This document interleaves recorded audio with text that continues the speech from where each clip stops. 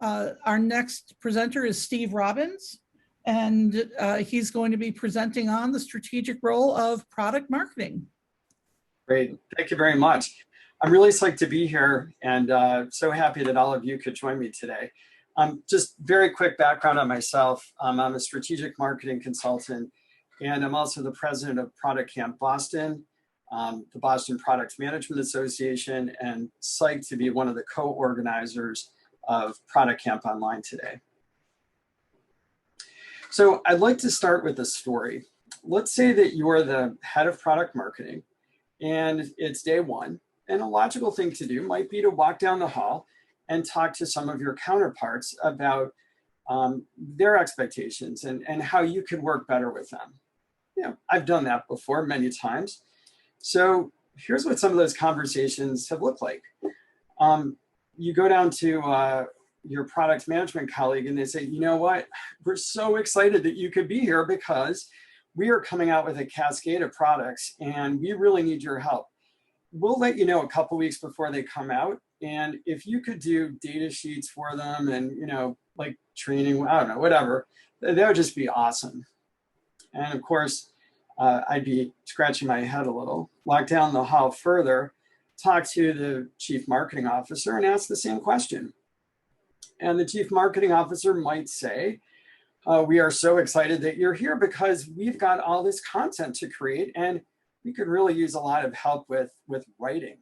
And ebooks are a really big part of our strategy. So if you could, you know, create a bunch of ebooks, that would be awesome.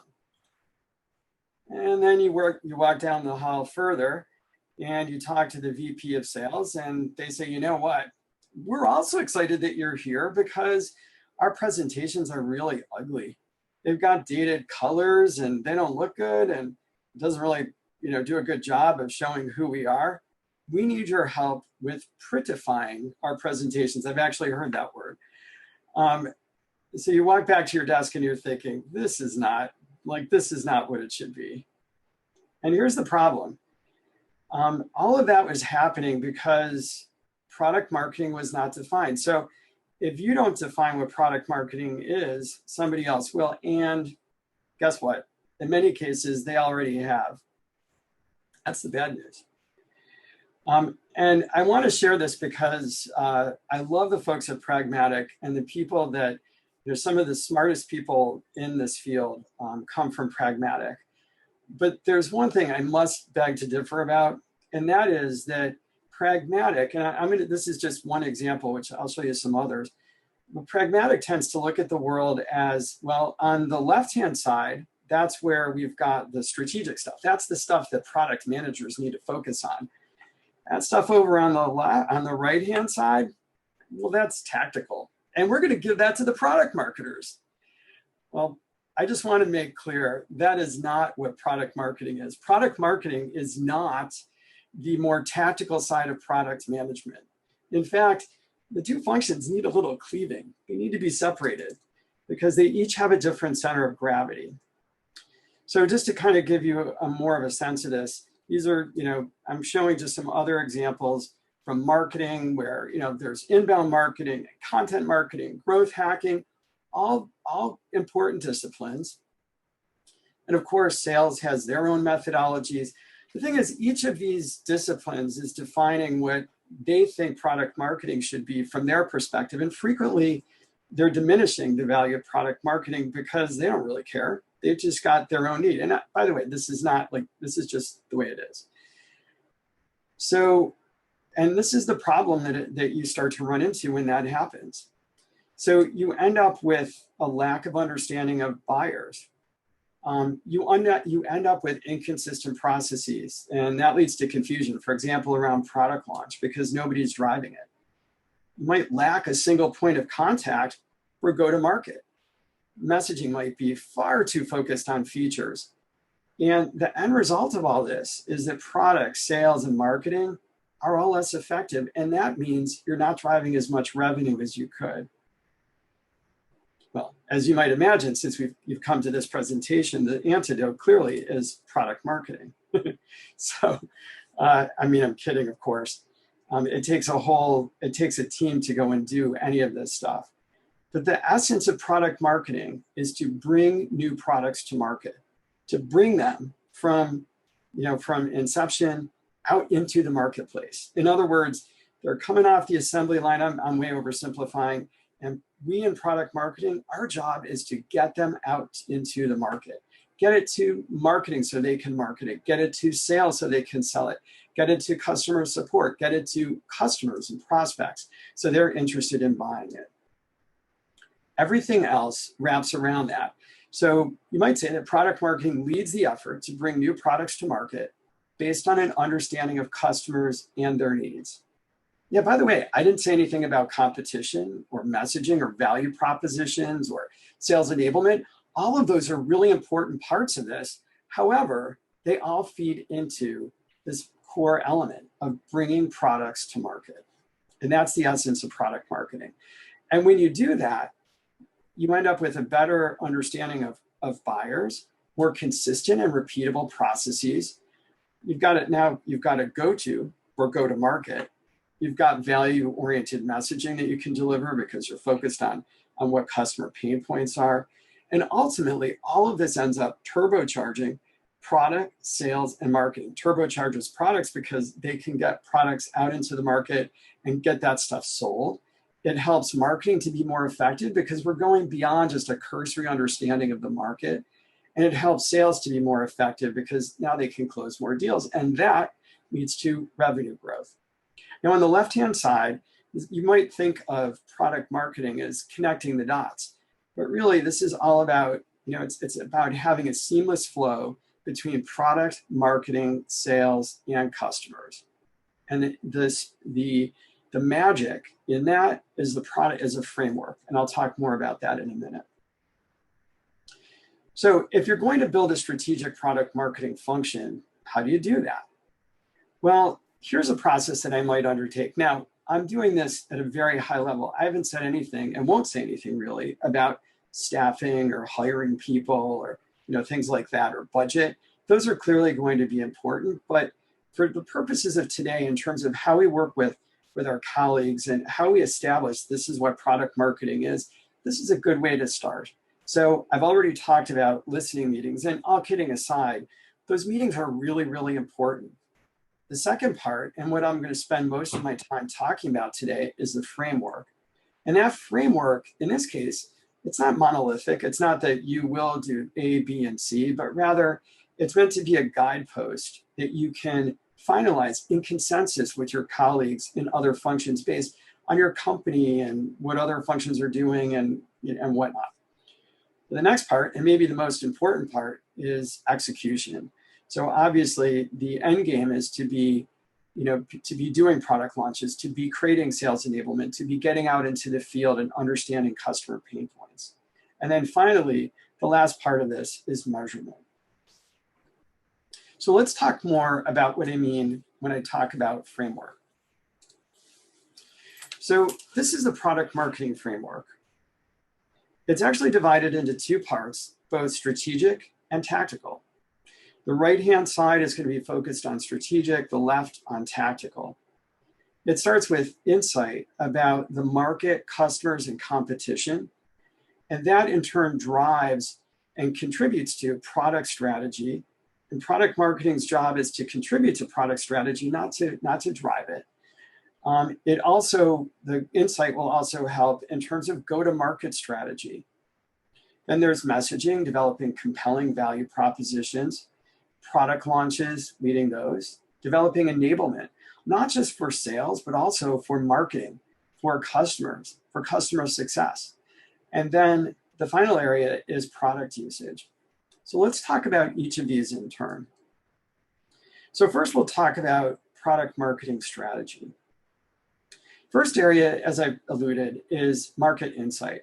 And this is really about knowing everything that you possibly can about the market. So understanding especially the buyers and the different people in the buying unit, as well as users. So who's going to buy it? Why are they going to buy it? That's business challenges. And who are the people that are going to use it? Also, it's about understanding the competition. And then finally, market opportunities, and taking all four of these areas and thinking about what are the implications on go-to-market, which we'll talk about in a few minutes. The next area is product strategy. And again, I want to emphasize that this is not about product marketing owning strategy, but rather contributing to it. So it's about bringing in the voice of the customer, prospect, and especially the buyer, considering market insights. So what's happening in the market? How are things changing? When are they likely to change? It's about incorporating what you've learned through win-loss. Why are the competitors winning? It's about incorporating timing, as well as sales and marketing perspectives. So incorporating all of that into the product strategy. Now, the next area is the go-to-market playbook, go-to-market strategy and playbook. And this starts with developing a business strategy. So how is this all going to come together? How are we going to run this? And then looking at the ideal customer profile. Who are we going to sell to? And frequently this is going to be companies. It might be a certain vertical or industry, market segments, and then looking at personas. So who are the different people in the buying unit? So buyers, influencers, et cetera. And then thinking about success metrics, where our end game is to be turning products into revenue. How will we know that we're successful? Is it going to be about units, new customers, et cetera? The next area is the message. And so again, this is built around an understanding of the market, and it's all about, it starts with delivering and focusing on business value. So how will this really help the customer? Not just about feeds and speeds in your product. The messaging should be well targeted, and it should be compelling as well. Now let's talk about product marketing tactics. So the tactics start with product launch. And this is really all about driving maximum impact with a process that is strategic. So we're thinking about, why are we doing this? What are we trying to achieve? It's repeatable. So the same process can be done again and again, and other functions know what to expect. It's coordinated. So everybody's moving in the same direction across different functions, and it's measurable. Next, let's talk about enablement. Now, enablement is really about providing everybody with the tools they need to succeed. It's not just about helping salespeople, but it's also about helping marketing. So for example, in terms of marketing, it's going to be about giving them messaging documents and working with the rest of your colleagues in marketing to help them to do the work that they're doing. Like, what are the right campaign themes that they should be, that we should be working on? What's the messaging? What's the timing for new products as they come out? So marketing enablement is critical. Also, enabling customers. We often don't think about this, but customers frequently and prospects actually have to sell our product internally. They're not doing it for us. They're doing it because they've got some sort of an initiative, and they need to be able to talk about the different vendors that they're looking at. Well, when we think about customer enablement, we begin to think about things through their lens. And also, of course, customer success, because we don't want them to be surprised. Now, finally, I've kind of glossed over it almost, but of course, we want to be focusing heavily on sales and partners as well. So making sure that the sales team has all of the tools that they need to be successful at selling this product. And it's not just tools, but it's also training. And by the way, a really great way to look at that is through the lens of sales stages. So think about stage after stage. What are the tools and training required to move both the deal to the next stage from the perspective of the salesperson, and also to move the buyer's journey to the next stage from the perspective of the prospect. And that gets us, actually, it's a perfect segue to the buyer's journey and product usage. Now, I could have organized all of this around this, around the buyer's journey, but it struck me that there's some other themes and buckets that are really critical here. Nonetheless, the buyer's journey and product usage are very important. So in product marketing, we want to be thinking about how our work can influence awareness, consideration, and purchase. In other words, what do we need to do to help deals move through the cycle? So at awareness, we might be looking at analyst reports and different themes. when it gets down to purchase, that's where we're really going to work very, very closely with sales to make sure that they've got the right competitive tools, for example. And the last part of this on the right-hand side is onboarding, usage, and renewal, cross-sell, and upsell, ultimately leading to referral. I think frequently in product marketing, we focus a lot on existing products and just making changes and also product launches. But if a new product comes out and people buy it, but they don't use it, they're not going to get a lot of value from it.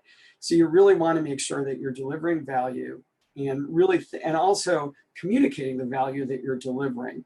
And so that's all the different items on the far right. So how do you go about executing this? I mean, I've talked about a process, but what does this look like? I'm not going to go through it in detail, but I've put together this product marketing workbook. And if you drop me your email at the end of this, I'd be glad to send it to you. My email will be on one of the last slides. I'll skip over this, but really the product marketing framework is, and this is just a sample slide because there are actually slides for each of the different areas that I talked about, each of the components of the product marketing framework. So the idea is that for each of these areas, you think about what is the scope. So what are we trying to achieve?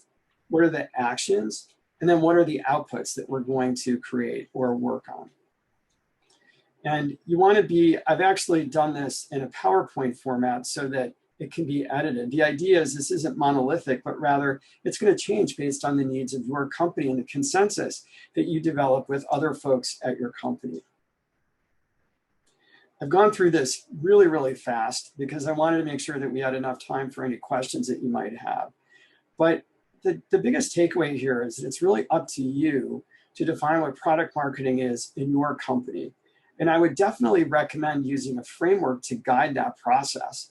You could use this framework like what you can see on the lower left-hand side of the screen, but you can also find frameworks from the Product Marketing Alliance and also from Serious Decisions, and now Forrester Research. And then I recommend following a process like what I've described. But the key is that product marketing is it's not just the unstrategic part of product management. It's not just making things better. It's not just creating content. It's really strategic and driven by the insight that you have into the market. Just really quickly, I'm not going to spend much time on this, but this is just an overview of my consulting practice.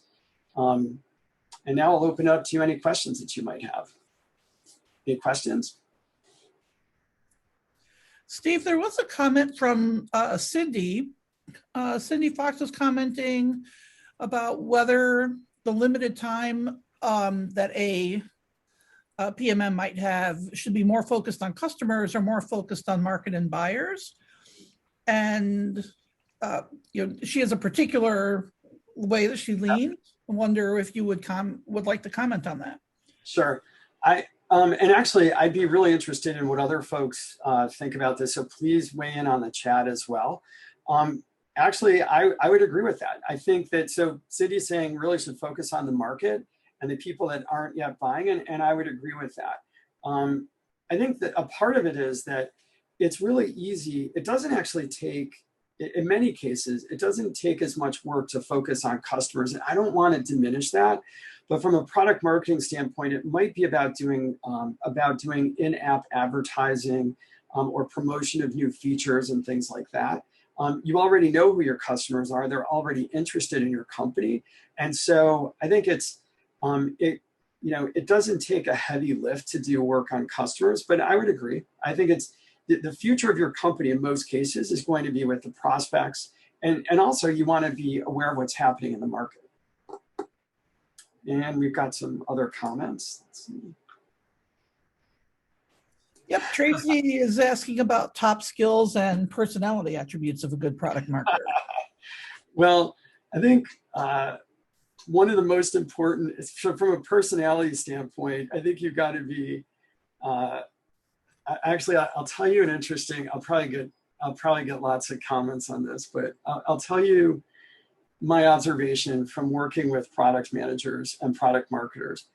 A product manager is somebody that says, my product is incomplete and I'm really disappointed that it doesn't do more. So you go to talk to a products manager, and frequently they're really frustrated because their product doesn't do as much as they would like. And when a product marketer goes to them and has a launch coming up, frequently the product manager will say, yeah, well, I don't know, I'm not sure that I'm really excited about this. On the other hand, a product marketer is probably and should be an optimist, because if the product marketer can't get everybody else excited about this new product, that's marketing, sales, customer success, nobody's going to be able to do it. I'm not saying that they're the only people that can, but because we're the linchpin in the organization, that place where the product goes from product to product marketing out to the rest of the organization, it's really critical that product marketing has a positive attitude. I'm not saying that they should be a Pollyanna. On a more serious note, I think the elements of this are, number one, you've got to have a strong marketing toolkit. So you really have to have a good understanding of marketing. And you also have to be able to understand the technology or the product that you're marketing, or have an ability to jump in and understand that and be able to communicate that in terms that are really, really simple. And if you can do those three things, you're in good shape. And I will tell you that I think product marketing may actually, in many ways, it's potentially one of the most difficult roles to hire for. In the case of products management and engineering, it's hard to hire for those roles because while there are a lot of people doing those jobs, it's a very competitive marketplace. Now, it's still competitive for product marketers. The difference is these are really, to be a good marketer and to have domain knowledge and to be able to convert that into language that lay people can understand, business language, that's not easy. So those would be some of the most important skills. And obviously, it goes without saying, you've got to be able to work cross-functionally with different teams as well. Let's see what else. And it looks like that's really resonating with people. I think the next person up was Kathleen, who was asking, how would you start those new product marketer meetings? I'm not sure. Are you talking about the listening meetings? Yes, if you were walking in as a new product marketer, you opened that way. So how should those start? Oh, hey, Kathleen. Yeah, so it actually, I think the best place to start is actually by listening, as opposed to, hey, I'm the head of product marketing and here's my idea for the function. I think you want to get that unbiased, unvarnished, unsolicited feedback almost that is just about, what do you think?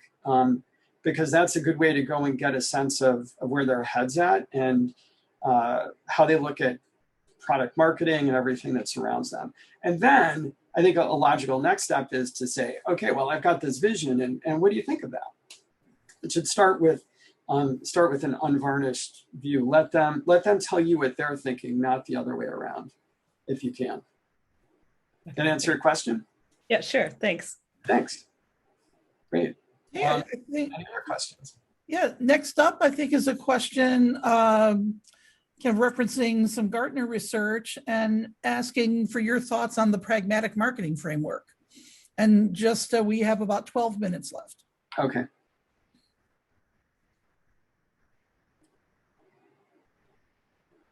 And I'm just bear with me. I'm just reading the question.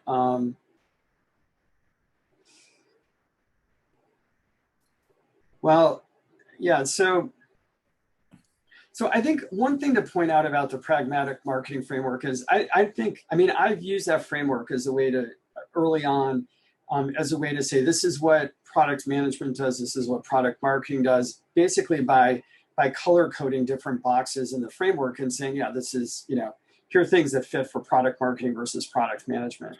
And what I'm getting at is that it's a pretty decent list. But the place where I struggle with it, as I said at the outset, is that it views product marketing as just like we're just part of a continuum from product management. Product management's job is to understand customer challenges and user challenges and new opportunities and create amazing products that people want to buy. By contrast, product marketing is about getting those products to market. Years ago, it used to be about focusing on like product management was inward focused, product marketing was outward focused. And that may be true, but the center of gravity is building great products versus bringing great products to market. Now, in terms of, I do think that, and so in terms of customers and retention, that was actually part of why when I created this framework, that I included a section about increasing usage, because that was actually a big aha early on for me, was that you've got to also increase usage because you already know who the customers are. But it really, you've got to be able to do both. So we'll go to the next question. Yeah, it looks like John is asking about ways product management and product marketing can collaborate on future opportunities and roadmap revision. Awesome, John. I love it. Well, you know what? The best way to collaborate is to bring product marketing into the process early. It was very deliberate that when I talked about at the beginning the story of that listening meeting with product management, that product management in that company was just looking at it as, well, product marketing just does tactical stuff. They're not going to really provide any value to us until we need a data sheet or two. But the reality is product marketing should come into the process early. So number one, when you're thinking early on about roadmap and timing, when you're thinking about prioritization, product marketing should have a seat at the table. And I want to be clear, I've said it before, product marketing should not own the roadmap. That's got to be the responsibility of product management. However, when the roadmap is being figured out, that's where product marketing can help. A few companies ago, I actually created the prioritization process for my company while I was in product marketing. So I think it's about bringing product marketing in early, giving product marketing to-dos. So, hey, product marketing, tell me about what's important to buyers, or why are we losing deals, and what can we do in our product? Or are there users that we could be going after that we're not thinking about? Or even, are there features in the product that we could add that might make it more sellable? I'll give you an example. I worked at one company where, very interesting, the users, and this happens, I think, in a lot of companies. So as a software company, the typical users were not the decision makers at all. And not only that, but in many cases, the buyers, the decision makers, were in a completely different department. So the interesting thing that was happening was the buyer makes a decision. They say, yeah, let's go do it. And all they see is monthly reports that come out of our system, if they even see that. So our system was really designed to meet the needs of our users that were more junior people, but it really should have been meeting the needs of buyers as well. So it would have they'd be continually aware of our product. In some cases, they didn't even know they were using it. So I think that the key is bring product marketing in early and often, realizing that the ratio of product marketing frequently is going to be something like one product marketer to 4 product managers or something like that. And so product marketing can't do everything, but I think bringing them into the discussion early is good. We'll go to the next question. Sure. It looks like Cindy kind of has kicked off a little bit of an exchange about developing customer testimonials and case studies and white papers, and kind of where does the responsibility for creating that kind of collateral lie, with some discussion about maybe some people do more of the legwork while others maybe kind of manage the process of creating that kind of material. And when you'd like to comment on just how to get the value of that and how to get that done. Yeah, so I worked in a company where actually a couple of companies where we used the same methodology, and the whole idea was we actually had a customer, you could think of them as the customer reference team. And interestingly, in this company, they sat in marketing. They didn't sit in sales. So in sales, it's all about lining up interviews with customers. But in marketing, what they were actually doing was building a database. So their goal was to really increase the engagement with our customers. And they even had They had special prizes for them. And some of it, might sound a little hokey, but the idea was to go and build community with the customers. And people that participated in this reference program would get special seats at user conferences. There was a special lounge they could go to. But what all of that does is it brings the customers in, it helps to coordinate what's happening. And because of it, we had an amazing database where we could draw upon different customer stories. And that database was the starting point for an incredible number of marketing efforts as we were looking at like different value propositions and things like that. I think if a logical place, if it doesn't live in a customer reference program, it might actually be part of product marketing. But I think what ends up happening is there's a lot of the mechanics of getting a case study out the door can sometimes feel more like a Marcom project. And so, in my happy place, I think what I would do is and then maybe this is just me, but I think I would have somebody that's a good wrangler of Marcom projects be the person that's on point for it, and then pull me in to work on it, to make sure that the messaging is right, to interview the customer, but have somebody else like on the Marcom team actually creating the case study. So that's my perspective. And I know that, please weigh in if you have other perspectives too.